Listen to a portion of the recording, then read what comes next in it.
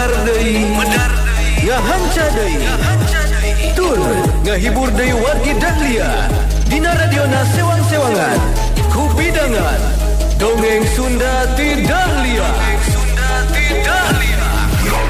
anu dijomantarakeun 3 Lurah 101,5 FM Radio Dahlia dina jejer carios si Komsleng Wilujeng ngadangukeun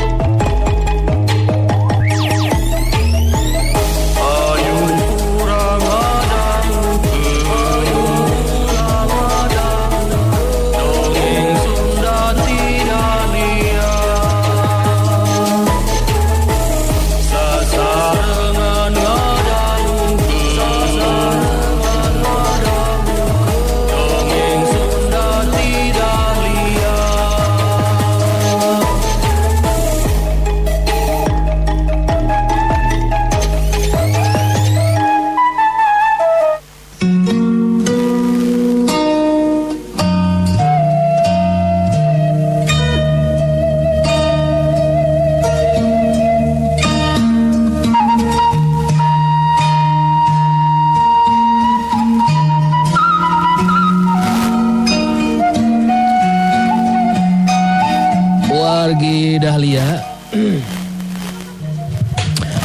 kamari teh Janaka sareng Nyai Garniti tos dugi ka paguron Jayalaga kanggo bebaskeun Injani sa rangsana kawon ku Janaka sareng ku Nyai Garniti tilu urang sebenarnya kami teh murid-murid Barjaya eta Cahri sareng sanesna kabur ninggalkeun paguron Jayalaga pergi ngaraos naon teh gaduh kasalahan teu tiasa ngajaga Injani urang ngajengkeun Putusi Komsleng tanding titisan siluman karya Bagus Sarasvati.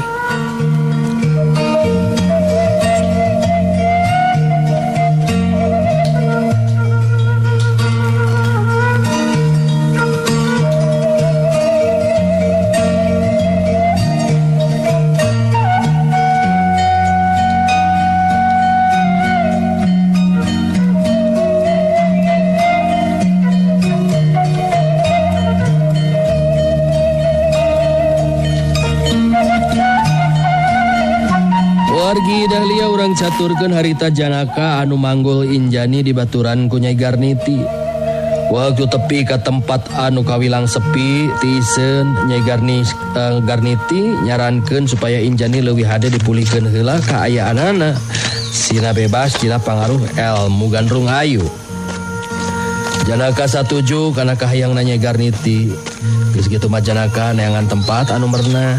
Injani anu masih kene aya dina pangaruh panglumpuhan digolerkeun dina luhur jukut jaring. Nyai Garniti sila digigireun Injani terus ngareret ka Janaka terus nyarita. Pangaruh elmu gandrung ayu lamun geus lila teuing kawilang hese ubaranana. Anu ngatak mending urang ubaran heula ayeuna mah Injani teh arah tenang ka urang lain ari geus pulih cager deui mah Janaka. Nyangakeun kumaha Nyai Garniti eta mah saena kumaha margi salira anu langkung paham kana kaayaan Injani dina waktu sayeuna. Tah ayeuna kuring mentah ulah diganggu heula Janaka. Sabab kuring bakal metakeun kekuatan batin keur mulihkeun kaayaan Injani. Mayahna Janaka kudu bisa ngajaga bisi aya jalma anu ngulampeng ka bah dia.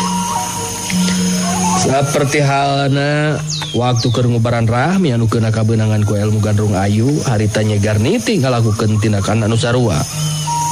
Tapi orok aya anu keur dilakukeun ku Nyai Garniti jadi kaganggu. Waktu kalebah dinya ya jalma anu datang. Puguh be Janaka ngaranjug kaget anu lain di kieuna.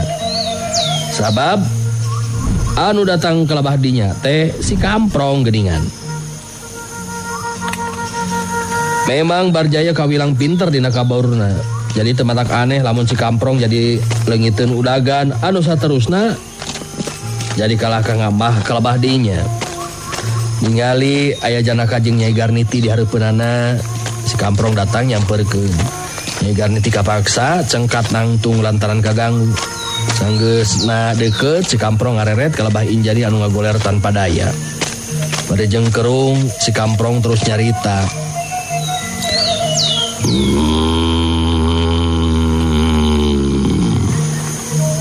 Saha eta wanoja anu geus rupa teh? Kunaon bet kitu kaayaanana geuningan? Terus terang kuring ngaliwat kalebah dieu henteu gahaya. Jelas kuring teh leungiteun udagan si Barjaya duka teuing ka mana. Teuing ka barang gileusna teh jalma burung deh. Nyai Garniti maju salengkah ka hareup terus nyarita. Ulah wakaboga pikiran anu goreng ka kuring duaan. Sapedah ningali ieu wanoja kaayaana saperti kieu, Kamprong. Jadi ieu wanoja anu ngaranna Injani. Adina hambali pupuh paguron macan modas. Pangnana hakieu kaayaanana. Sabab kuring duaan memang menang ngabebaskeun ti tempat Barjaya alatan ieu Injani teh geus kapangaruhan ku ilmu Gandrung Ayu. Jadi kieu aya jelas nama Kamprong. Barabat harita ku Nyai Garniti jeung Janaka terus dijelaskeun ngeunaan Injani anu kakarang menang dibebaskeun ti paguron Barjaya, nyata paguron Jaya Lagatea. Kaayaan Injani pangna saperti kitu teh lantaran pokalna Barjaya. Sanggeusna meunang katerangan ti Nyai Garniti jeung Janaka saperti kitu, harita katingali si Kamprong ngagerem bari terus nyarita deui.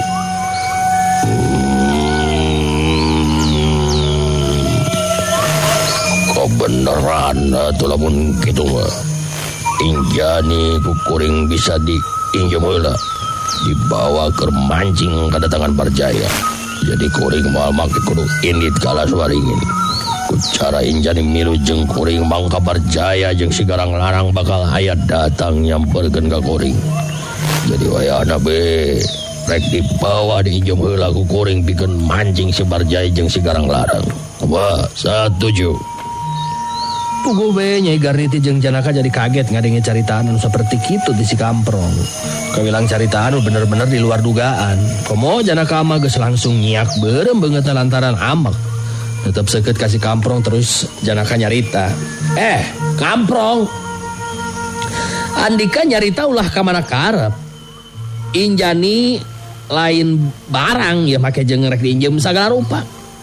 Urusan anjeun jeung Barjaya jeung si Garang Larang jadi ulah dipabelitkeun jeung Injani sagala rupa. Pokona mah kuring mah teu satuju kana karep jeung kahayang Andika, Kamprong.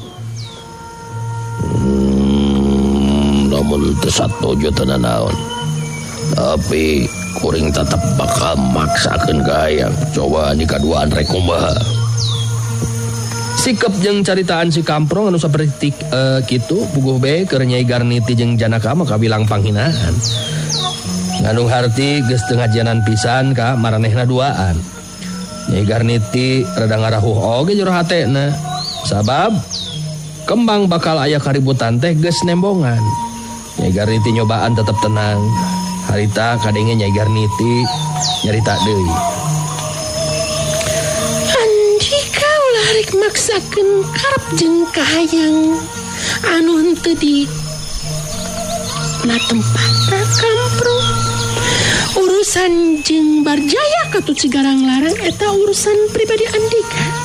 Jadi salah kacida lamun Andika kudu ngabelitkeun eta masalah jeung Injani anu teu nyaho naon-naon.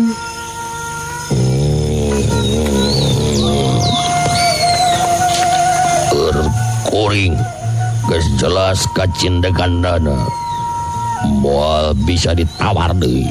Nyai Garniti jeung Andika Janaga pek teh ngarek teu satuju mah. Tapi kuring bakal tetep maksakeun bawa Injani. Lamun keukeuh teu dipikeun, kapaksa kuring bakal ngalakukeun tindakan ka Andika. Si Kamprong tetep dina sikep jeung pamadeganana. Janaka jadi teu bisa nahan deui bedahna amarah. Sanajan bener si Kamprong tapan ajen pangartian leuwih punjul.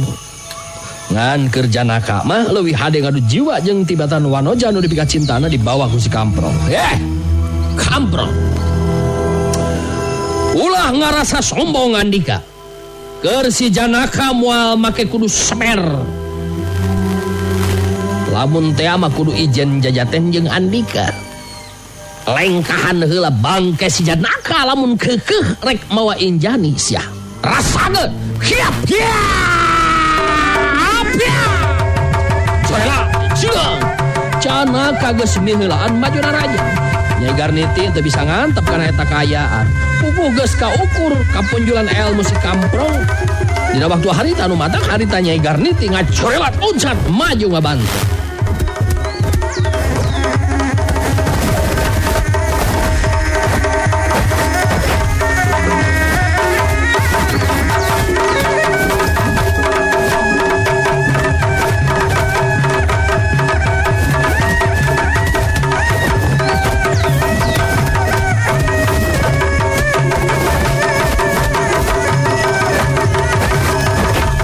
Sanajan karep mah hayang bisa ngarubuhkeun lawan, tapi Nyai Garniti jeung Janaka memang teu bisa gampang ngawujudkeun kahayangan.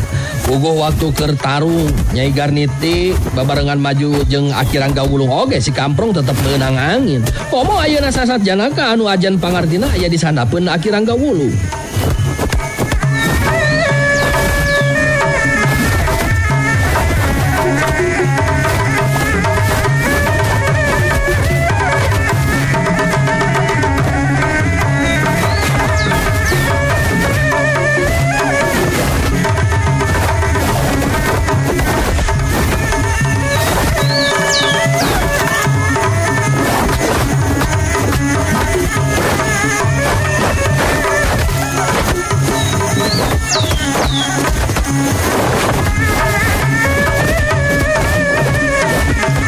Garniti kawilang salempangeun oge hatena. Sabab Janaka nilik dina gerak panarajangna bener-bener bangun anu hayang adu jiwa. Tapi sanajan bener Nyai Garniti jeung Janaka nguras tanaga jeung pangartina, tetep teu mampu nembus kampuhan aji luputan. Setiap panarajang anu keuna kana badan lawan si Kamprong teu weleh nyolelat nyorodot. Anu saterusna si Kamprong malah bisa ngasupkeun panarajang balesan. Atuh, anu disalampangkeun ku Nyai Garniti harita jadi kanyataan. Janaka anu pangheulana ngagero bari ngajengkang ka tukang terus rubuh ngababengkang ka beunangan panarajang lawan. Deuleut sawatara lila Nyai Garniti ngaranapan nasib anu sarua badan ngajengkang ka tukang rubuh ngababengkang.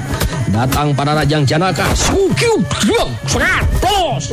Si Kamprong metakeun panarajang susulan. Suduak ceblot cilebedos jengkeang gebut. Janaka ngagero nahan ka nyeri.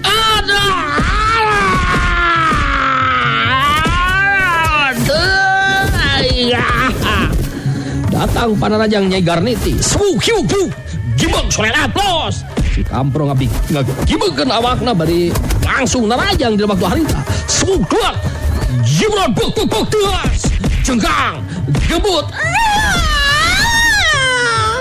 Nyai Garniti ngagero nahan ka nyeri. Janaka jeung Nyai Garniti geus teu bisa ngajaga deui kaseimbangan badana. Duanana geus bisa atau geus teu bisa gancang ngonel hudang deui. Si Kamprong mancukeun deui tangtunganna bari nyarita. Kapaksa Andika duaan ngababengkang. Bogan ngahalangan kana karep jeung pamaksudan kuring. Jadi wayahna Injani ayeuna bakal dibawa ku kuring. Nyai Garniti jeung Janaka maksakeun maneh ngonel hudang reka halangan karena tindakan si Kamprong. Tapi karasana jadi lanjung. Panon kunang-kunang tepuguh titinggalian. Akhirna mah ukur HTW anu hanjelu waktu si Kamprong mangun Injani anu saterusna dibawa init ninggalkeun eta patempatan tanpa aya nu bisa ngahalangan.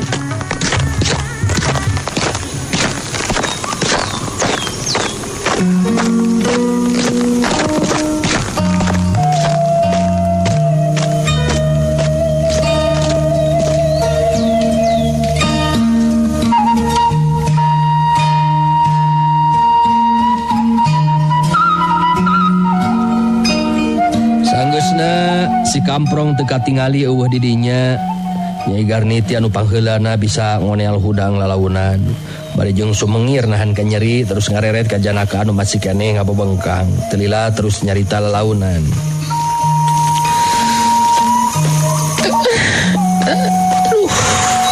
Benar-benar di luar dugaan si Kamprong lakukan tindakan anu seperti itu.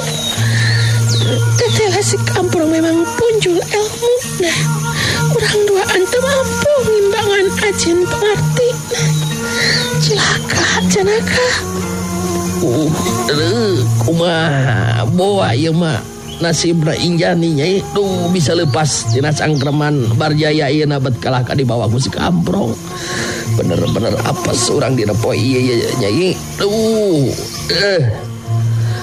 Jelas anu ngarahu hanjelu pisan mah Janaka. Sasaat manehna teu bisa ngabela wanoja anu dipika cintaana. Nu ayeuna dibawa ku si Kamprong kawilang jalma anyar pinanggi. Namun teh mah pribadina si Kamprong sarua jeung Barjaya geus bisa dipastikeun Injani aya dina kaayaan bahaya. Janaka bener-bener hanjelu, ambek jeung sedih. Wanoja anu dipika cintaana geus dibawa ku lalaki sejen bari dirina teu mampu ngahalangan. Kadenge harita Nyai Garniti nyarita deui. Malah gak bisa buru-buru balik kayak kieu mah. Urang di Janaka tenaga lapisan si Kamprong bener-bener ampuh. Tada teuing ku jiwa hati nengke teh balik kana kajadian ieu Janaka. Iya geus pasti Nyai. Anu leuwih jadi pikiran abdi mah kaayaan Injani. Kumaha lamun si Kamprong teh pribadina teu beda we jeung si Barjaya. Mun kitu kaayaanana geus bisa dipastikeun urang bakal kaduhung saumur-umur Nyai. Nyai Garniti jeung Janaka jadi pada ngumarasa kahanjeluanana jeung kasalempanganana. Sebab memang acan nyaho saha sabenerna si Kamprong anu geus mawa genit Injani.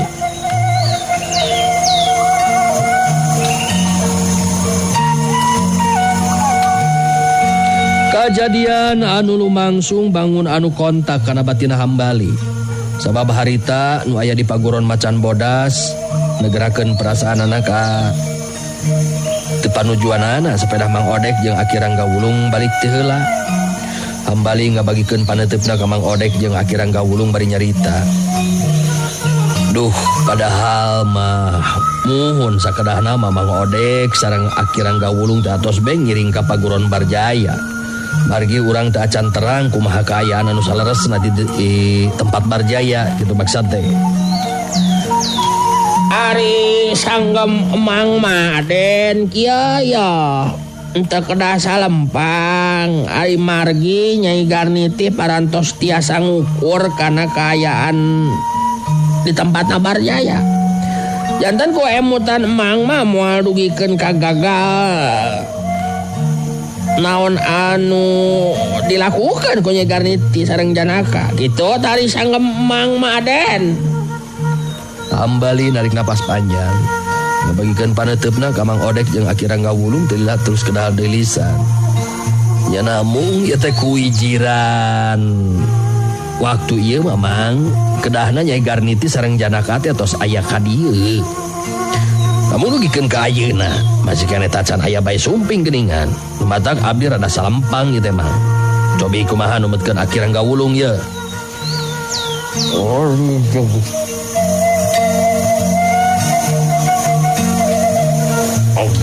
Sarua Umada ganda Umada sedang ada Sarua Ari cek pikiran abdi mah cek pikiran akang ai tenang we Ya atuh wayahna be aya nama Mang Odek ngayakinkeun ka Paguron Barjaya Mang. Da memang leres saur Yambali. Upami nurutkeun ukuran waktu mah sakuduna Nyai Garniti jeung Janaka teh tos marulang ka dieu ieu teh Mang. Ngan dina lepa dieu.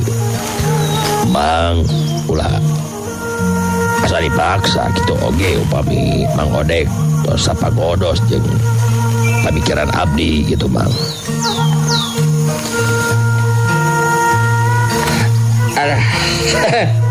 Ari Mang mah moal aya istilah ngaraos kapaksa Den Wisrawa. Upami memang kedah gitu ya mangga ari margi nyamuhun da dimaklum ku Mang oge kumaha manah Den Hambali anu ngaraos salempang kana kasalametan Nyi Mas Injani da ayeuna keneh oge nya mios we Mang mah ngabujeng ka Paguron Barjaya janten moal dingkekeun deui ya Den Wisrawa. Ya nuhun be atuh upami gitu Mamang. Da wayahna be capek-capek oge moda kumaha atuh. Yambali moal waka tenang badana harita can ningali Nyi Garniti jeung Janaka aya sumping mah sanes kitu Yi. Leres kitu Kang. Abdi gaduh adi teh mung hiji-hiji nah. Wajar mun kanyaah abdi tamplok anu jadi adi. Ayeuna saat aya di tempat Barjaya nu tos lami neangan cara jeung upaya sangkan kahayangna laksana. Jadi wajar mun abdi henteu acan tiasa tenang hate ieu teh Kang.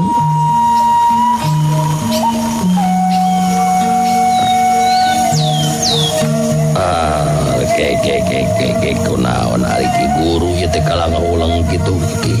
Nah aya naon ieu teh ya. Cik.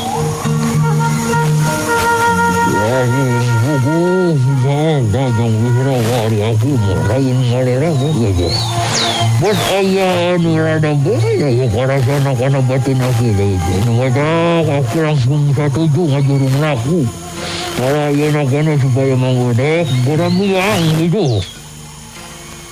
Jalan pamikiran Wisrawa tetela pada ngarojong atuh harita Mang Odek terus ilit reka Paguron Barjaya pikeun ngayakinkeun kumaha kaayana Nyai Garniti jeung Janaka anu masih keneh tacan bae aya datang.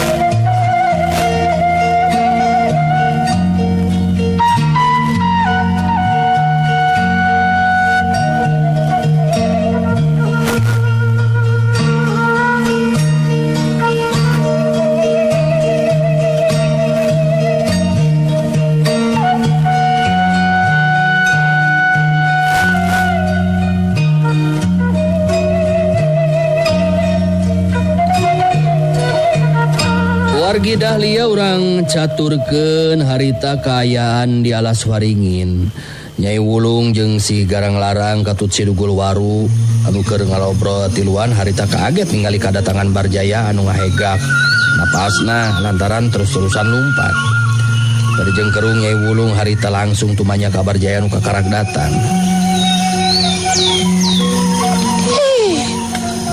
Kunaon maneh teh Barjaya?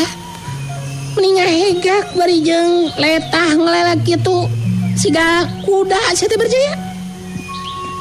Aya naon ieu teh ha? Bat siga anu diudag-udag ku mau ngamuk. Coba jelaskeun ka aing aya naon?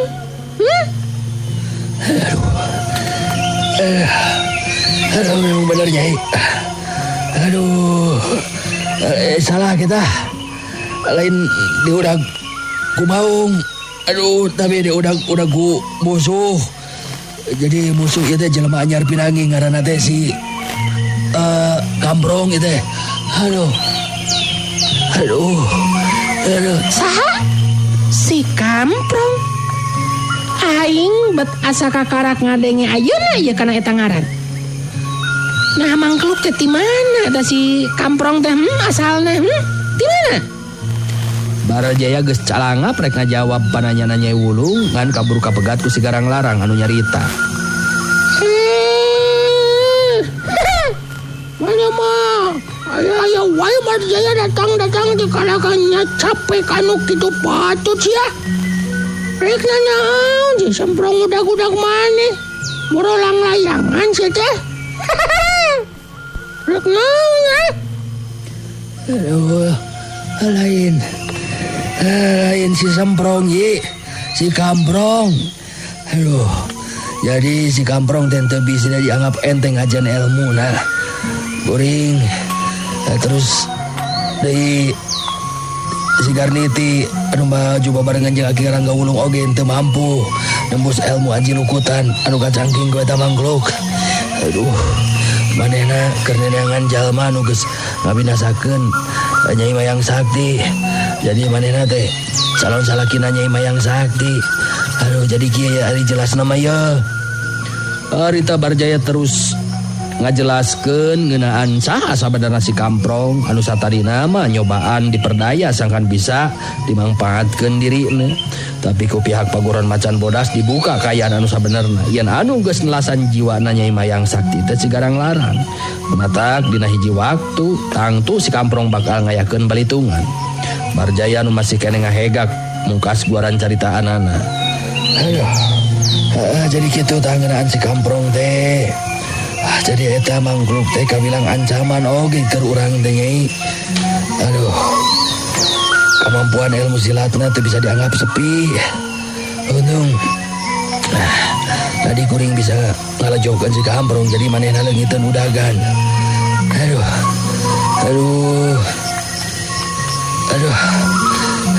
capek kieu aduh. Mengas ayeuna mah. Mane montong make kudu mikiran heula anu kitu patut deuleu. Anu lebih penting keur si Garang dina waktu ayeuna mah eueuh deui iwal tarung tanding kepeting.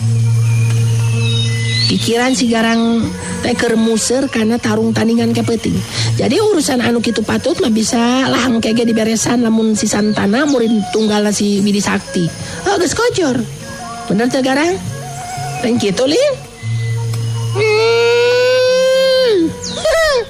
Oh benar gitu ay. Kejadian kepoting eta leuwih penting batan segala-galana. Aing kudu bisa modaran si Santana dah. Sabab lamun jadi modaran tetep bakal jadi gangguan ka pihak urang. Moda kaing moal wakarek mikiran bangkrut anu ngaran si Semprong segala rupa si Barjaya. Gitu sia. Si Santana memang kudu bisa modarang kepeting. Sabab ngan eta kakuatan anu diandelkeun ku musuh urang. Terus ayeuna sikep maneh rek kumaha Barjaya? Narek mantog balik teu rek kumaha? Geus galak cicing ulah di dieu Nyai sabab lamun balik ka lemurnya ka paguron bisi pangijing si Kamprong. Sedengkeun ku taksiran mah moal aya nu bisa ngungkulan ajen pangartina. Kajaba ti si Garang Larang Nyai. Yang geus we milu ini ti dieu ngiringkeun si Garang Larang we Aduh, ampun ya. Capek pisan tuh.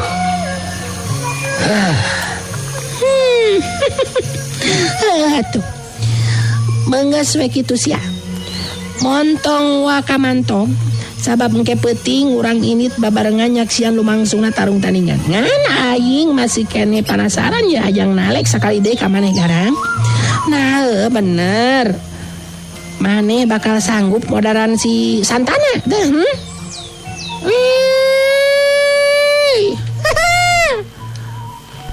Kasanggupan siluman beguari gue.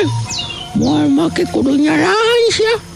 Di mana-mana naga sumaning ka aing mangka kekuatanana moal bisa diimbangan ku si Santana. Macam ke penting mah. Geus yakin eta mangkluk bakal modar teh kuleungan aing.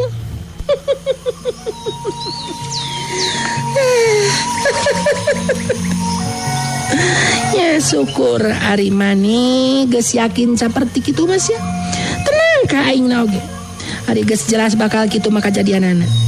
Panghalang utama memang eueuh deui iwat eta mangkluk anu kudu leuwih teh heula disingkirkeun. Bener teh waru sia teh kitu? Kieu. Bodoh sih. Geus kojor si Santana mah. Rek kadalkeun saha anu bakal sanggup ngalawan si Garang. Anu sejen mah moal make kudu bingung pikeun ngarupanana. Kitu. Heeh. Tapi anger deh si Garniti jeung si Rangga Wulung si Bisrawa acan oge si Koncleng tah. Terus ayeuna aya si Kamprong anger tapi bagian anak aing anu meresanana. Sabab maranehna duaan kasup aing. Maneh duaan ya kasup aing moal pasti moal mampu ngukulan eta mangkluk anu biar disebutkeun ku aing. Moal si Barjaya lompat ka dieu atuh lamun si Kamprong teu punjul elmuna. Cenah ceuk si Barjaya mah si Kamprong teh boga ilmu aji lukutan. Elmuna naon eta teh Barjaya? Pokokna mah si Kamprong boga ilmu anu aneh nyai. Aduh. Jadi kahebatan eta ilmu aji lukutan teh satiap panarajang urang anu keuna kana anggota badan teu bisa nenggel. Tapi nyoledat nyorodot leueur. Antukna urang jadi nyolontot ka bawah ku tanaga sorangan ditambah ku kekuatan tanaga lepisan anu memang di luar dugaan. Eta we atuh si Garniti anu maju babarengan jeung si Rangga Wulung oge tetela teu bisa ngungkulan si Kamprong nyai.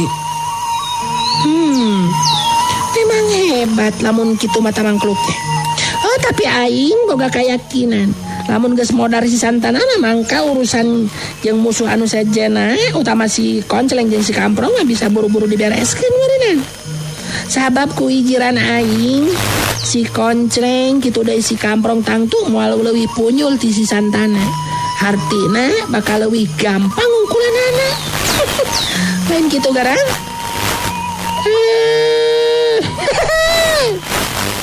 Cok aing oge maneh geus teu kudu loba pamikiran naon-naon. Mun si Santana geus modar urusan naon wae moal make kudu bingung keur aing. Mun urusan jeung si Koncleng komoda jeung si Santana.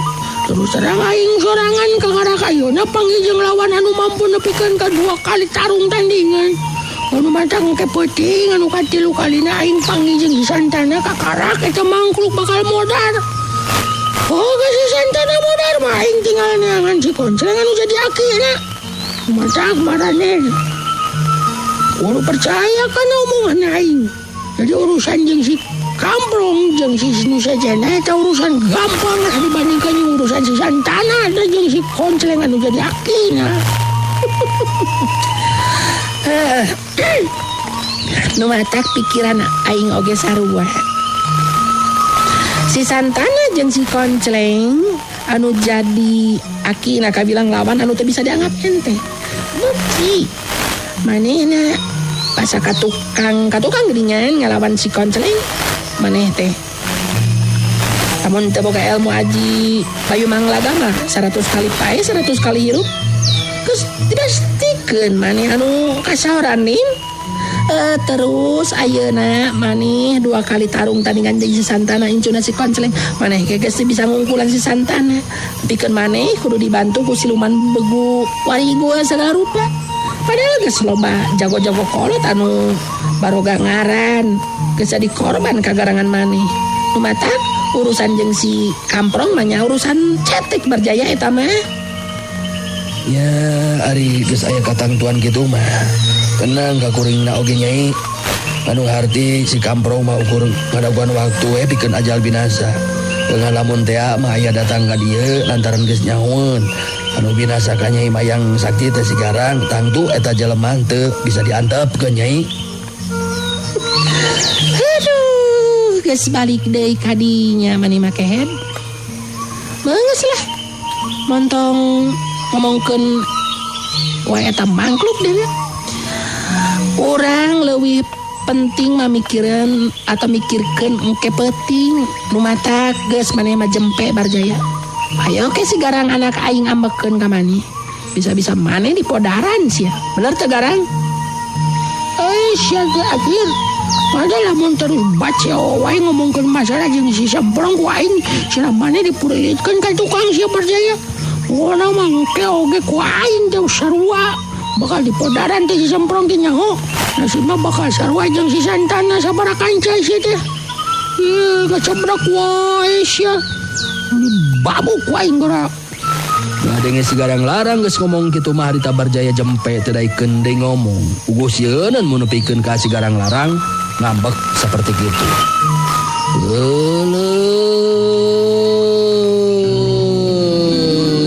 Warga Dahlia geuningan waktosna eta geuning parantos teu nyekapan deui wae kedah diecagkeun deui wae kedah ditunda deui wae serial si konseleng diteu.